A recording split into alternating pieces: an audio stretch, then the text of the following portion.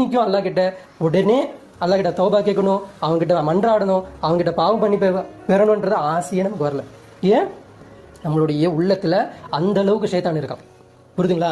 ஒரு நாளைக்கு பிஸ்மில்லா சொல்லி சாப்பிடணும். கொஞ்சம் வச்சு சிக்கர் அல்லா கிட்ட பிஸ்மில்லா சொல்லி சாப்பிட்டீங்கன்னா அந்த சாப்பாடுல இருக்கக்கூடிய எல்லா vitamin A, vitamin C, vitamin டின்னு சொல்லக்கூடிய எந்த சத்தா இருந்தாலும் எல்லா சத்தும் அல்லா உங்களுக்கு கொடுக்குறான். எந்த பிஸ்மில்லா சொல்லி நீங்க சாப்பிடலையோ உங்களுடைய உங்கள் உடலில் இருக்கக்கூடிய எல்லா பலமும் யாருக்கு யூஸ் ஆகுது? உங்க உள்ளத்துல இருக்கக்கூடிய ஷைத்தானுக்கு யூஸ் ஆகுது. ரத்த நாளங்கள்ல ஓடக்கூடியவன் ரத்தத்தை செக் பண்ணிட்டு என்ன சொல்லுவாங்க? விட்டமின் டி கம்மியா இருக்கு, ஆக்சிஜன் கம்மியா இருக்கு, அது கம்மியா. எங்க இருக்கிறான் ஷைத்தானு?